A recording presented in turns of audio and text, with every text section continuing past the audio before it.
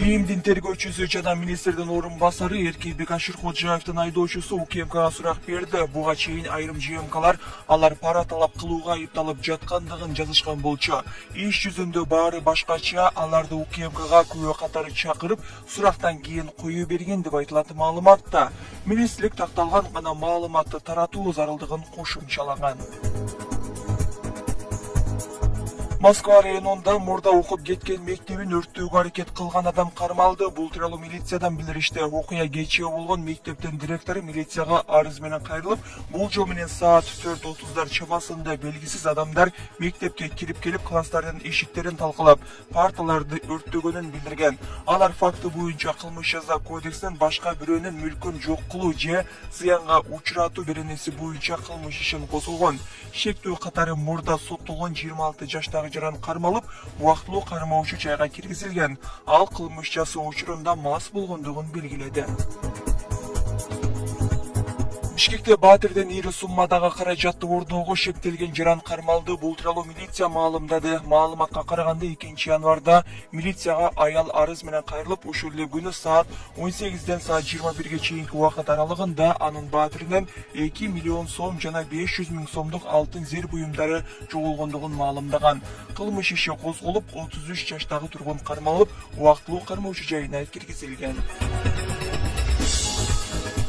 Камчыбек Ташиев Испанияда машыгып жаткан футболчулардын Азия кубогуна даярдыгын көрдү. Бул тууралуу Кыргыз футбол биримдиги маалымдады. Маалыматка ылайык, футбол федерациясынын президенти жаш футболчулар менен 9-январда жолугуп, алардын жолдоштук беттешин стадиондо көрдү. Анда 20 жашка чейинкилер арасында Кыргыз курама командасы Испаниянын Картахена клубуна каршы ойноп, 0-5 эсебинде жеңишке жеткен. Оюндан соң Камчыбек Ташиев футболчулардын Азия кубогуна болгон даярдыгы мыкты экендигин белгиледи.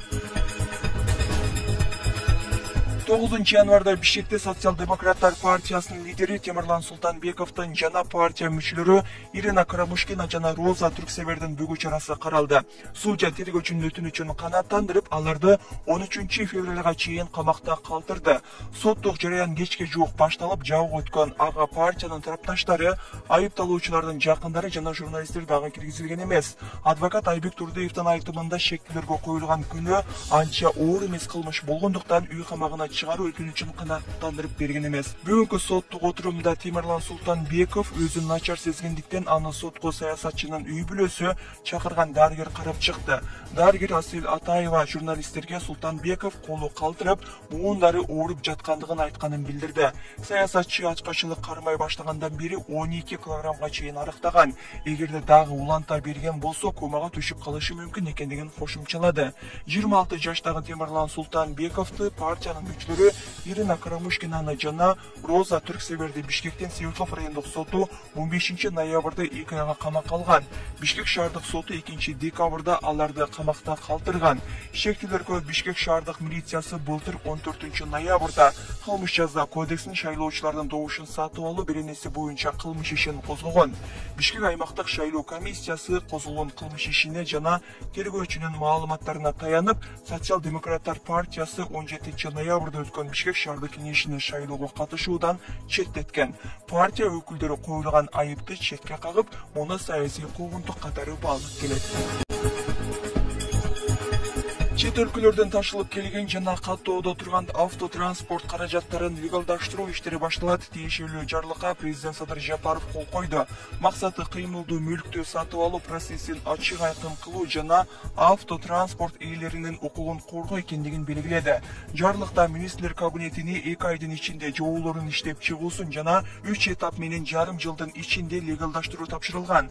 Мыйзамдаштыруу этаптары: документтери бар автоунааларды каттоо, документтери жок, бирок техникалык абалы талаптарга жооп берген унааларды каттоо, документтери жок унааларды башка максатта пайдаланууга мүмкүндүк берүү.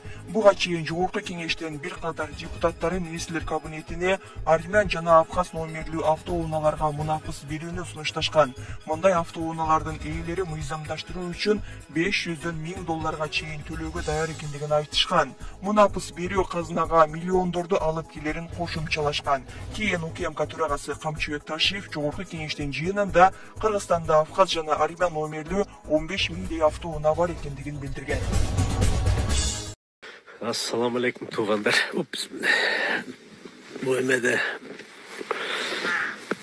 eme boyunca, bugünkü mizan boyunca, bugün janağı avtounalar boyunca nalog jokko çıkıptır da.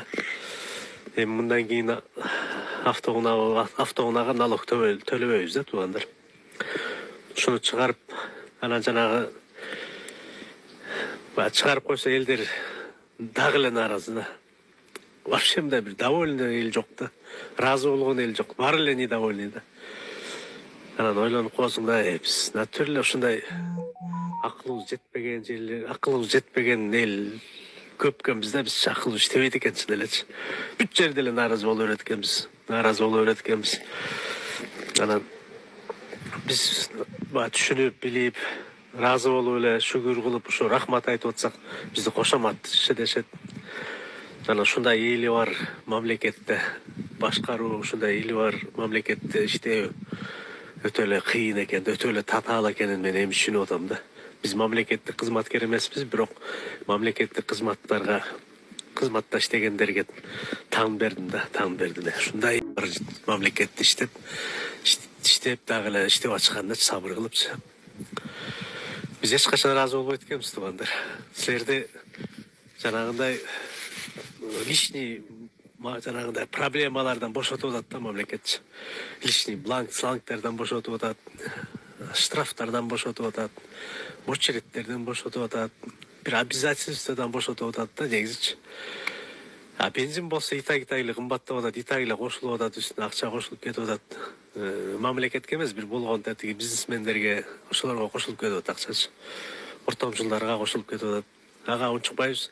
Ана мамлекет кошуп койсо, мамлекетке бир эле сом кошуп койсо, ыйлактайбыз. Зато бензинге кошуп койду го, зато мынтип койду го депчи. Көрө албайт экенбиз бизчи. Тоогул. Силерди туугандар, силерге жеңилдик түзүп атат. Ар кандай головняктардан бошотуп атат силердичи. Бланк, сланг, очередь, штраф. Жанагы штрафтардан бошотуп атат. Кой депчи башкарып орбойт бүттү.